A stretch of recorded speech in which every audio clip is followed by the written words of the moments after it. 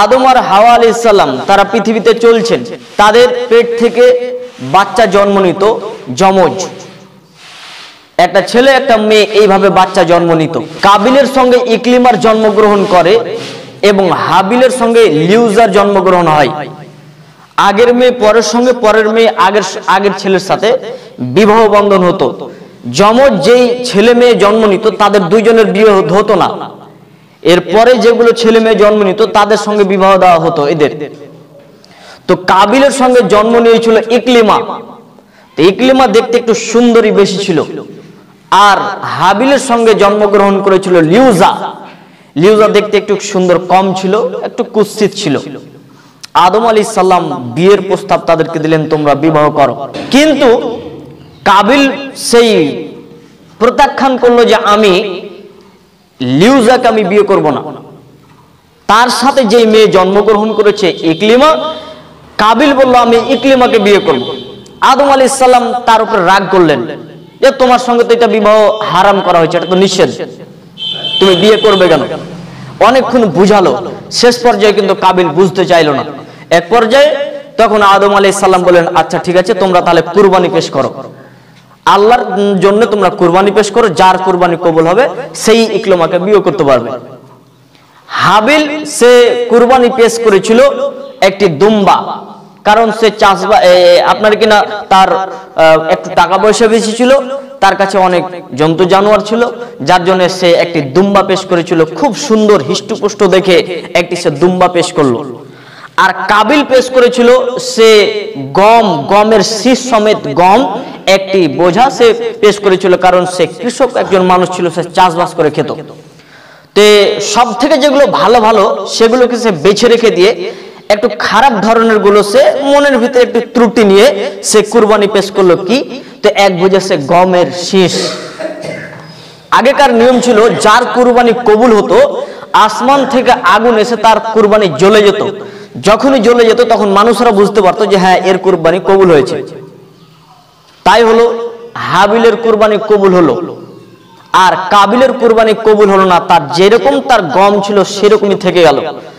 তখন কাবিল মনের ভিতরে অহংকার, দুঃখ, কষ্ট, অভিমান এবং তার ভিতরে হিংসা জন্মে গেল এবং এক পর্যায়ে সে বলল যে আমি তোমাকে হত্যা করব।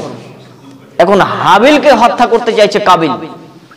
তখন হাবিল এই সময়তে সে রেগে আর কোন জবাব না দিয়ে একটা সুন্দর কথা বললেন, ইন্নামা ইয়াতাকাব্বালাল্লাহু মিনাল মুত্তাকিন। শোনো, নিশ্চয় আল্লাহ মুত্তাকিনদের কর্ম আল্লাহ কবুল করে থাকেন। তুমি যদি পরেশগার হও, তুমি যদি পরেশগার হতে, তোমার ভিতরে যদি দিনদারিতা যদি থাকতো, তাহলে তোমার কুরবানি কবুল হতো। তোমার ভিতরে ত্রুটি রয়েছে, মানে হাবিল কাবিলকে বুঝাতে চাইছে তুমি এখনো পরিবর্তন হও, তোমার ভিতরে তাকওয়ার কমই রয়েছে, নিশ্চয় আল্লাহ মুত্তাকিনদের কুরবানি কবুল করে থাকে। এই জায়গাটা আপনাদেরকে একটু বুঝতে হবে যে মানুষের অন্তরের ভিতরে, বিশেষ করে অন্তরের ভিতরে যদি ত্রুটিপূর্ণ নিয়ে যদি মানুষ কুরবানি করে তাহলে তার কুরবানি কবুল হবে না। আদম আলাইহিস সালামের ছেলে হাবিল এবং কাবিল, হাবিলের কুরবানি কবুল হলো বলে তার কুরবানি জ্বলে গেল, আর আমাদের কুরবানি কবুল হবে তার জন্য কিন্তু জ্বলবে না, কারণ সেটা তাদের নিয়ম ছিল, তাদের এটা নিয়ম আল্লাহ করেছিলেন যে তাদের কুরবানি কবুল হলে তাদের কুরবানি জ্বলে যাবে। কিন্তু আল্লাহ আমাদেরকে একটি রহমত দিয়েছেন, আল্লাহ আমাদের প্রতি একটি নিয়ামত দিয়েছেন যে সেই কুরবানির গোশত আমরা ভক্ষণ করতে পারছি, এবং কার কুরবানি কবুল হচ্ছে কার কুরবানি কবুল হয় না এটা কিন্তু আমরা বুঝতে পারি না। অতএব আগে থেকে আমাদেরকে নিজেকে মুত্তাকি, পরেশগার হতে হবে। এই আয়াতটা এটাই প্রমাণ করে যে ইন্নামা ইয়াতাকাব্বালাল্লাহু মিনাল মুত্তাকিন, নিশ্চয়ই তুমি যদি মুত্তাকি হও তাহলে তোমার কুরবানি কবুল হতো। এখান থেকে বোঝা যাচ্ছে যে মানুষকে আগে মুত্তাকি, পরেশগার হতে হবে। এক পর্যায়ে হত্যা করেই ফেললো, কি করবে? লাশ এখন পড়ে আছে, কোনো উপায় পাচ্ছে না। এখন একটি কাক, দুইটি কাক আসলো, দুইটি কাক এসে একটি কাক আরেকটা কাকের সঙ্গে ঝগড়া করে একটি কাক আরেকটি কাককে মেরে ফেললো। তখন ওই জীবিত থাকা কাকটি ওই মাটি খনন করে ওই মৃত্যু কাকটিকে মাটি দিয়ে ঢেকে দিল। তখন কাবিল এক পর্যায়ে হাবিলকে সেরকম মাটি খুঁড়ে তাকে পুঁতে দিল। রাসূল সাল্লাল্লাহু আলাইহি সাল্লাম বলেন, পৃথিবীতে মানুষ যত মানুষকে হত্যা করবে, হত্যাকারীরা যত পাপ পাবে কাবিলের তার এক অংশ তার উপরে হত্যার তার পাপ চাপিয়ে দেওয়া হবে। কারণ পৃথিবীতে এই জমিনের উপরে প্রথমে হত্যাকাণ্ড শুরু করেছিলেন কাবিল, হত্যাকাণ্ড শুরু করেছিল কাবিল, কাজেই কাবিলের উপরে একটি অংশ তার গুনার ভার তার উপরে চাপিয়ে দেওয়া হবে। তাহলে বোঝা যাচ্ছে যে কুরবানি একটি পুরনো ইবাদত, যে আদম আলাইহিস সালাম বলেছিলেন তোমরা কুরবানি পেশ করো। এখানে কাবিল হাবিলকে হত্যা করেছিল কি কারণে? তার বোনকে বিয়ে করতে পায়নি এই কারণে, এটার জন্য নয়। আসলে হত্যা করেছিল যে হাবিলের কুরবানি কবুল হলো আর কাবিলের কুরবানি কবুল হলো না, তার জন্য সে হিংসা করে রাগ করে তার ভাইকে হত্যা করেছিল। যদিও যখন হাবিল বলেছিল তুমি মুত্তাকি যদি হতে তাহলে তোমার কুরবানি কবুল হতো, এই সময়তে কাবিলের অন্তরে একটু সহানুভূতি এসেছিল, কিন্তু এক পর্যায়ে তাকে হত্যা করেই ছাড়লো। এটা সেই পুরনো একটি কুরবানি। সেখান থেকে নিয়ে ইব্রাহিম আলাইহিস সালাম পর্যন্ত এর আগে যতগুলো কুরবানি হয়েছে তেমন কোনো নিয়ম কানুন কোরআন হাদিসের ভিতরে বলা হয়নি। এরকম নিয়ম কানুন কোনো বলা হয়নি। শুধুমাত্র আদম আলাইহিস সালামের ছেলেরা যে কুরবানি করেছিল সেই নিয়মটা একটু বলা হয়েছিল, তাদের এরকম নিয়মে কবুল হতো। এছাড়া ইব্রাহিম আলাইহিস সালাম পর্যন্ত বাকি কুরবানি চলতেই থাকে। সাধারণ আল্লাহ কিভাবে তাদের করেছেন আল্লাহু আলাম। এরপরে ইব্রাহিম আলাইহিস সালামের যেই কুরবানি, আমাদের সেই কুরবানি একই কুরবানি।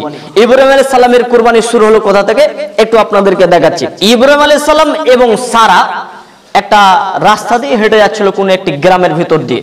তো সেই গ্রামে একটি স্বৈরাচারী বাদশা ছিল, যেই মেয়েকে পেত, সুন্দরী মেয়েকে পেত, তার সঙ্গে খারাপ কাজ করত।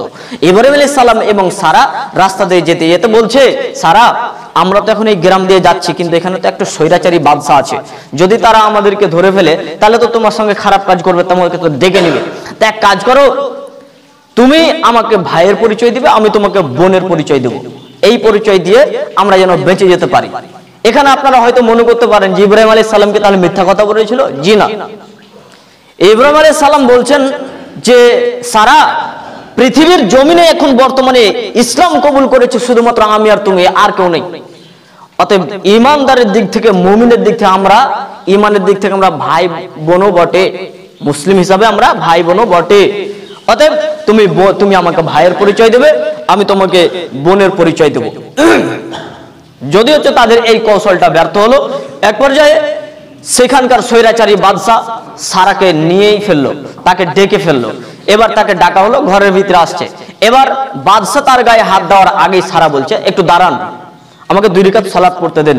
2 রাকাত সালাত পড়লেন এবং দোয়া করে বলছেন, আল্লাহুম্মা ইন কুনতা আমানতু বিকা ওয়া বিরাসূলিকা ওয়া আসামতু ফারজি ইল্লা আল্লাহ যাওজি। আল্লাহ, আমি আপনার প্রতি ঈমান এনেছি, আপনার রাসূল ইব্রাহিমের প্রতি ঈমান এনেছি, আমি আমার লজ্জা স্থান আমি আমার স্বামী ছাড়া পৃথিবীর কোনো মানুষকে দেখতে দিইনি।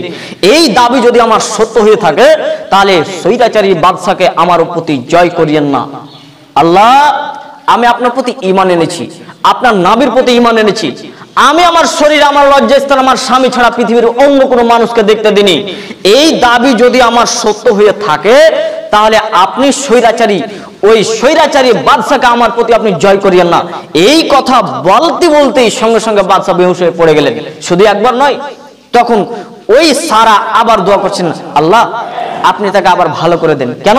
এখন যদি এই বাদশা যদি এখানে মরে পড়ে থাকে তখন আমাদেরকে পথ আটকে দেবে, আমাদেরকে আর বাড়ি যেতে দেবে না, বলবে যে সারাকে হত্যা করেছে, আমাদেরকে পাকড়াও করা হবে, আপনি তাকে বাঁচিয়ে দেন। তাকে বাঁচিয়ে দেওয়া হলো, যদিও সে বেহুশ হয়েছিল, বাঁচিয়ে দেওয়া হলো। আবার সেই বাদশা সেই কাজ করতে যাচ্ছিল, আবার দোয়া করলেন। এই পর্যায়ে 3 বার এরকম হওয়ার পরে তখন ওই বাদশা তখন বলছে, আরে তোমরা আমার কাছে শয়তান নিয়ে এসছো কেন? তোমরা শয়তানকে নিয়ে যাও আমার কাছ থেকে, শয়তান নিয়ে এসে দিয়েছো তোমরা। তখন সারাকে যখন যাচ্ছে তখন ওই সমস্ত লোকদেরকে বলছে, সারাকে একটি মেয়ে দিয়ে দাও, যাতে করে সারার সমস্ত কাজগুলো ওই মেয়েটি করবে, সারাকে যেন কোনো কাজ করতে না হয়। কর্মচারী হিসাবে একটি মেয়ে দান করা হলো। সেই মেয়েটির নাম হচ্ছে হাজারা, যেটি ছিলেন ইব্রাহিম আলাইহিস সালামের দ্বিতীয় স্ত্রী। ইব্রাহিম আলাইহিস সালাম সেই সময়তে বয়স ছিল 86 বছর বয়স। এবার তারা বাড়ি যাচ্ছেন, যেতে যেতে তো এবার ইব্রাহিম সালামের প্রথম স্ত্রী সারা হাজারাকে বলছে, হাজারা আমাদের কিন্তু কোনো সন্তান নেই, আমরা অনেক বয়স হয়ে গেলাম, আমাদের অনেক বয়স হয়ে গেছে, আমাদের কোনো পুত্র সন্তান এখনো পৃথিবীতে আসেনি। তো তুমি এক কাজ করো, তুমি ইব্রাহিমের সঙ্গে তুমি বিবাহ বন্ধনে আবদ্ধ হয়ে যাও, যাতে করে তোমার মাধ্যমে যদি আল্লাহ আমাদেরকে সন্তান দেয়। তখন সারা বলল, না আমি বিয়ে করতে চাই না, কারণ এখনো যদি বিয়ে করি তাহলে আমাদের দুইজনের ভিতরে হয়তো বা ঝগড়া শুরু হয়ে যাবে, তোমরা স্বামী নিয়ে তো টানাটানি হয়ে যাবে, আমি বিয়ে করতে চাইনি। তখন সারা বলছে, না এরকম কোনো সমস্যা হবে না, তুমি বিয়ে করতে পারো। এক পর্যায়ে বিয়ে হয়ে গেল এবং তারপর থেকে জন্মগ্রহণ করেছিলেন ইসমাইল আলাইহিস সালাম। ইসমাইল আলাইহিস সালাম জন্মগ্রহণ করার পরই 86 বছর বয়স, কত বৃদ্ধ বয়সে একটি সন্তান পেয়েছে। আর আল্লাহর কাছে ইব্রাহিম আলাইহিস সালাম বলছেন, আল্লাহ আপনি আমাকে একটি ধৈর্যশীল ধারণ করার একটি আমাকে সন্তান দান করুন, ধৈর্যশীল হবে, যে আমাকে মানবে, দিনকে যে মেনে চলবে, এমন একটি আপনি আমাকে সন্তান দান করুন। ইব্রাহিম আলাইহিস সালামের সন্তান ইসমাইল আলাইহিস সালাম জন্মগ্রহণ করলেন। এই সময়তে আল্লাহ বলছেন, তোমাকে রেখে এসো মক্কাতে। মক্কাতে যেখানে কাবা, সেই সময়তে কাবা ছিল না, সেই সময়তে আবু জমজমের পানির যে কূপটা সেখানে কিন্তু ছিল না। আল্লাহ বলছেন, যাও ওখানে রেখে এসো। কোন পশু প্রাণী কিছুই নেই, ফাঁকা একটি মাঠ, রোদ দুদু চলছে আর একদম বালুর চর। ইব্রাহিম আলাইহিস সালাম নিয়ে চলে যাচ্ছে তার স্ত্রী হাজরাকে এবং ইসমাইলকে, দুধের বাচ্চা ছোট্ট শিশুকে নিয়ে চলে যাচ্ছে। হাঁটতে হাঁটতে যেতে যেতে যেতে যেতে যেখানে কোনো মানুষ নেই, একেবারে ফাঁকা মাঠ, একটা গাছপালা তো নেই, পশু পাখি যে একটা পাখি যে উড়ে যাবে এমনও কোনো দৃশ্য দেখা যায় না। যে ইব্রাহিম আলাইহিস সালাম বলছেন যে এমন কোনো দৃশ্য আমি দেখতে পাইনি। এবং হাজরা তো নিজে বলছেন, যখন রেখে যাচ্ছেন এই সময়তে ইসমাইলকে এবং হাজরাকে যখন রেখে যাচ্ছে, তখন তার স্ত্রী বলছেন, ইব্রাহিম চলে যাচ্ছেন আমাকে রেখে কেন? আরে যেখানে মানুষজন নেই, পশু প্রাণী নেই, আরে কোনো পাখিও দেখতে পাওয়া যায় না, কোনো হাওয়া বইছে না, একটা শ্মশান ফাঁকা মাঠে আপনি আমাকে রেখে চলে যাচ্ছেন কেন? বারবার বলতে রয়েছেন, কিন্তু তিনি জবাব দিচ্ছেন না। দেখেন কত না কাগুতি মিনতি করে আল্লাহর কাছে বলছেন, আল্লাহ আপনি একটা আমাকে সন্তান দান করুন। আল্লাহ দিলেন তো আল্লাহ বলছেন, ওকে রেখে এসো, ফাঁকা মাঠ, কেউ নেই, এই জায়গাতে আল্লাহ রেখে আসতে বলছে। কত বড় পরীক্ষা দেখেন। ইব্রাহিম আলাইহিস সালাম চলে যাচ্ছেন হেঁটে, হাজরা বলছে, আপনি আমাকে রেখে যাচ্ছেন কেন? এটা কি আল্লাহ আপনাকে আদেশ করেছেন? তখন ইব্রাহিম আলাইহিস সালাম বলেন, নাম, হ্যাঁ, এতটুকু বলেছেন, আর কিছু বলেননি। এমনকি পিছন দিকে মুখ করেও তিনি আর তাকিয়ে দেখেননি, শুধু এতটুকু বললেন, হ্যাঁ এটি আল্লাহর আদেশ। তিনি হাঁটতে হাঁটতে হাঁটতে হাঁটতে পাহাড়ের ওই প্রান্ত যে তিনি দোয়া করছেন আর বলছেন, আল্লাহ আমি আমার স্ত্রীকে এমন একটি জায়গাতে রেখে এসেছি যেখানে কোনো মানুষজন নেই, পশু প্রাণী নেই, পাখি নেই, একটা কীটপতঙ্গ পর্যন্ত সেখানে আমি দেখতে পেলাম না, এমন একটি জায়গাতে আমি রেখে আসলাম। কি খাবে না খাবে সেটি আপনার দায়িত্ব। এমন একটি জায়গাতে রেখেছি যেখানে কেউ নেই, কি খাবে? আরে এত দূর ফাঁকা মাঠ যেখানে পানিরও কোনো ব্যবস্থা নেই। ইব্রাহিম আলাইহিস সালাম তিনি তার সন্তানের জন্য, তার পরিবারের জন্য দোয়া করে তিনি চলে আসলেন। আস্তে আস্তে প্রায় 13 বছরের মতো পার হয়ে গেল, দেখতে যাননি। 13 বছর পার হয়ে গেল। এরপরে আল্লাহকে একদিন স্বপ্ন দেখাচ্ছে, ইন্নী আরাফিল মানামে আন্নী আযবাহুকা, স্বপ্ন দেখছে যে আমি আমার সন্তান ইসমাইলকে কুরবানি করছি। তিনি আবার সফর শুরু করলেন কোথায়? ফিলিস্তিন থেকে তিনি সফর শুরু করলেন আবার মক্কাতে যেতে লাগলেন। সেই সময়তে কিন্তু সেই রকম যানবাহন, উট ঘোড়ার তো এরকম ব্যবস্থা ছিল না। তারপরে তিনি হাঁটতে শুরু করলেন। যেতে যেতে যেতে ফিলিস্তিনে যাওয়ার পরে, তখন মক্কাতে যাওয়ার পরে, ফিলিস্তিন থেকে মক্কাতে যাওয়ার পরে তিনি তার সন্তানকে বলছে, বেটা ইন্নী আরাফিল মানামে আন্নী আযবাহুকা, আমি স্বপ্নে দেখছি আমি তোমাকে কুরবানি করছি। তখন সন্তান বলছে, আব্বা যদি আপনি এই স্বপ্নটা দেখে থাকেন তাহলে আপনি আপনার স্বপ্ন বাস্তবায়ন করতে থাকেন, নিশ্চয়ই আপনি আমাকে ধৈর্যশীলদের মাঝে পাবেন। দেখেন সন্তানও কেমন, যে ইব্রাহিম আলাইহিস সালাম প্রথম দোয়া করেছিলেন, আপনি আমাকে এমন একটি সন্তান দান করুন যে ধৈর্যশীল হবে। এখন দেখেন এই প্রকাশ পাচ্ছে। 13 বছরের ছেলে, আপনার ছোট্ট একটা ছেলে, বলুন তো কিরকম, একদম ফুটফুটে। এই সন্তানকে এখন বলছে কুরবানি করতে হবে। এই সন্তানকে এখন কুরবানি করতে যাচ্ছেন। কুরবানি করতে গিয়ে ইসমাইলকে যখন চেপে ধরলেন, উবুর করে শুইয়ে দিয়ে কুরবানি করতে যাচ্ছেন, এই সময়তে আল্লাহ একটি দুম্বা পেশ করলেন এবং দুম্বাটিকে কুরবানি করা হলো। সেখানে ইসমাইল কুরবানি হলো না। এই কুরবানি মূলত আমাদের কুরবানি। সেখানে প্রথম পশু জবাই হয়েছিল এই কুরবানি, সেখান থেকে শুরু হয়েছে, এখন রয়েছে, কিয়ামত পর্যন্ত যতগুলো মুসলিম বেঁচে থাকবে এই কুরবানি তারা করতেই থাকবে।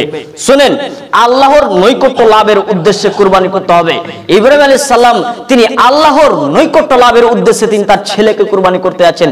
স্বপ্ন বাস্তবায়ন করতেই হবে। দেখেন এই কুরবানি সেই কুরবানি, আমাদের কুরবানি একই কুরবানি।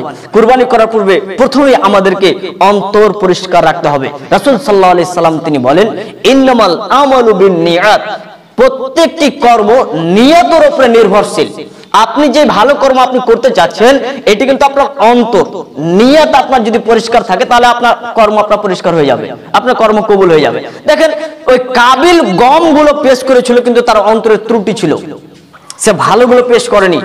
আর হাবিল পেশ করেছিল মোটা তাজা অন্তর। দেখেন, আপনার উদ্দেশ্য যদি শুধুমাত্র থাকে যে আমি একটা সাধারণ কুরবানি দিতে হয়, লোকেরা কি বলবে, এইভাবে যদি আপনার অন্তর থাকে, তাহলে বুঝে নিতে হবে আপনার কুরবানি কবুল হয়নি।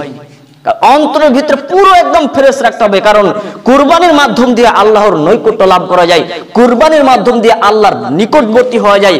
অতএব এটা আপনাকে একেবারে খালেস অন্তরে একমাত্র আল্লাহর জন্যই কুরবানি করতে হবে। অতএব কুরবানি করার পূর্বে আপনাদেরকে প্রত্যেকেই জানতে হবে যে এই ইতিহাসগুলি, যে কুরবানি আসলে শুরু হয়েছিল কিভাবে।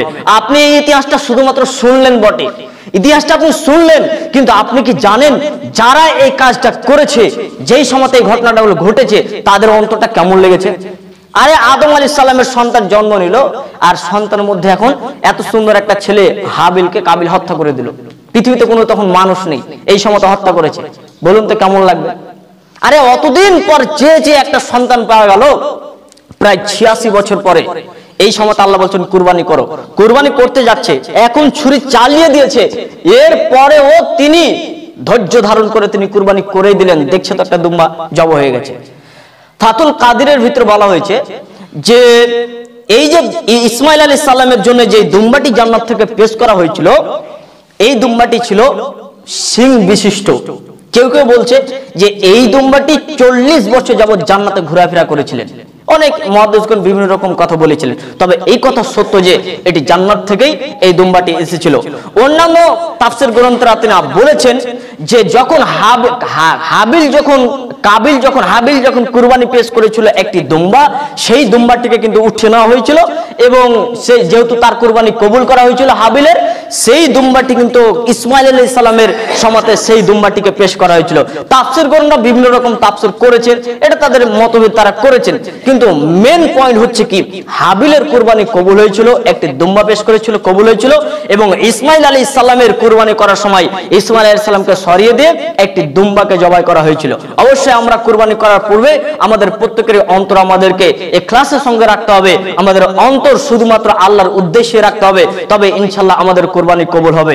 সম্মানিত দিনী ভাই, আল্লাহর কাছে আমরা শেষে এতটুকু দোয়া করি, আল্লাহ যেন আমাদেরকে প্রত্যেকেই যেন সৎ উদ্দেশ্যে, আল্লাহর উদ্দেশ্যে, আল্লাহকে খুশি করার উদ্দেশ্যে, আল্লাহ যেন আমাদেরকে প্রত্যেকেই যেন কুরবানি করার তৌফিক দান করেন। আল্লাহুম্মা আমিন।